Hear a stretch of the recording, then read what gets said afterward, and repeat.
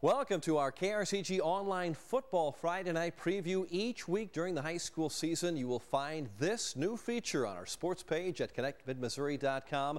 We'll look ahead to the high school football schedule and highlight some of the matchups, a brand new season, and some big changes among local teams, including new head coaches at Helias, Blair Oaks, Moberly, South Callaway, Boonville, and Westrand, to name a few. Tim Rulo takes over the Helias Crusaders after Phil Pitts joined Gary Pinkel's staff at Mizzou. Rulo left South Callaway with assistant Zach Hess taking over the Bulldogs program at South Callaway. Brad Draley left Blair Oaks to go to Waynesville, so former Jeff City Jays assistant Terry Walker moved to Blair Oaks.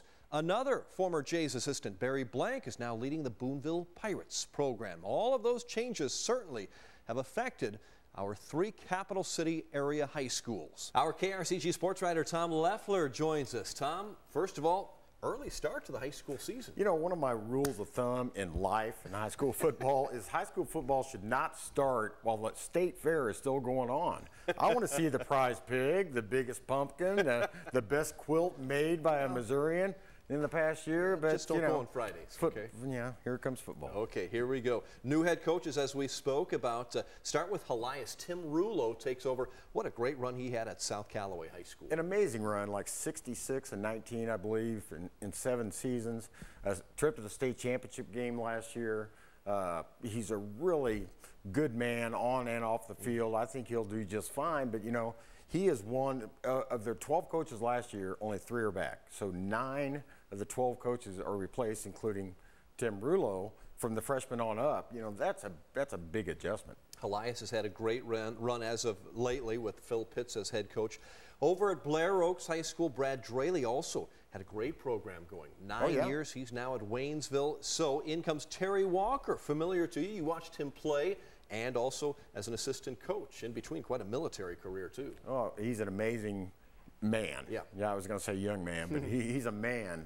But it'll be interesting to see. He's an old school disciple. He's a disciplinarian. We'll see if that still works this day and age. And he brought some coaches with him from Jeff City. He's one of 5 coaches that are former J coaches that are now at Blair Oaks. I'm calling Blair Oaks Jeff City South.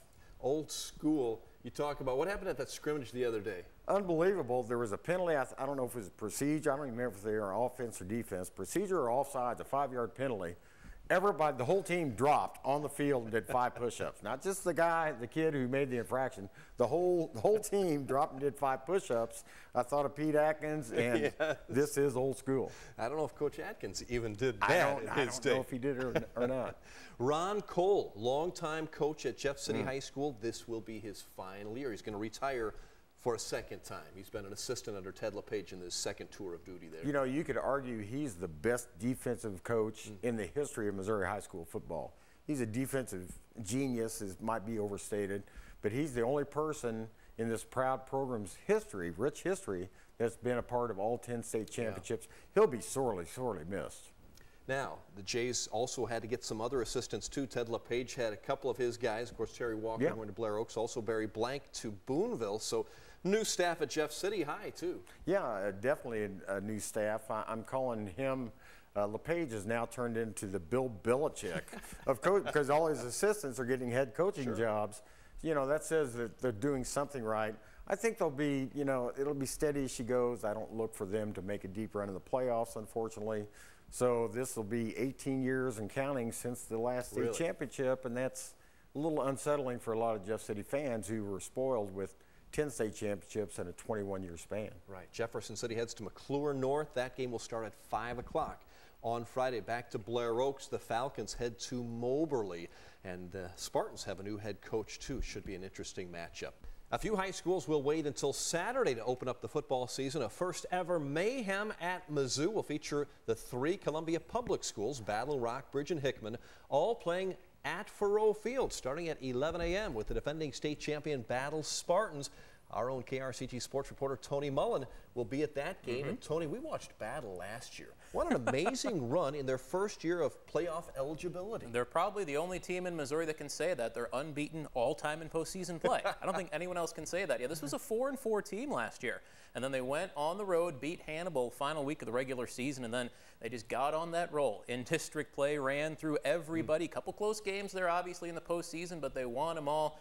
It's an incredible feat for Justin Conyers' team, year one to win a state championship. You've been to their practices this year. What is the feel? Do they have a lot of confidence coming in, or do they think that was just kind of a miracle season? Oh, I think they've got some confidence. They've got some players off last year's team as well. They lost some, but quite a bit of experience coming back. And yeah, this is a team that they're going to aim high again this season, and why not after last year? So we'll get to see them at Faroe Field, which will be a great environment there. And then 3 o'clock game is Hickman versus the Class 6 state champions CBC, and the Cupies struggled last year. This will not be easy against the Cadets. Yeah, 1-9. Welcome to the new year, the defending state champions. Yeah, Hickman, you look at what happened in Columbia, a lot of talent that would have been on Hickman's roster ended up at Battle High School. And we saw what the Spartans did with that last year. So rough year for the Cupies.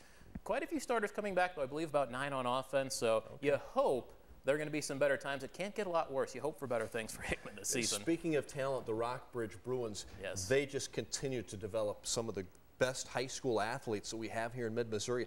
They got a tough opener. Rockhurst, the runner-up in Class 6, that's a 7 o'clock start time at Faroe Field this Saturday. And that's a perennial power right there. Rockhurst is good every single season, so Rockbridge will have its hands full. And we, had A.J. Afadle talk to him earlier in the preseason. He's really going to lean on that defense. 9 starters back. Got a lot of Division I talent, too, on that team. Trey Williams, who's committed to Missouri. Hayden Johnson, who's committed to Arkansas. Bryce Banks, at one point, was committed to Mizzou. Not anymore, but you got to figure a lot of D1 schools are going to be looking at him. So they've got some players on that side of the ball. Looking at a couple of the smaller schools in our area, South Callaway will start at Putnam County under new head coach Zach Hess, and this is a program that's really been rolling for the past few years, but they lost some highly talented players. Lost a lot of talent, and of course lost their head coach too. Tim Rulo's over at Elias now, but they've got high expectations too, and Coach Hess has been there for a while. He's been the defensive coordinator the last couple of years. That defense was very, very good last year, so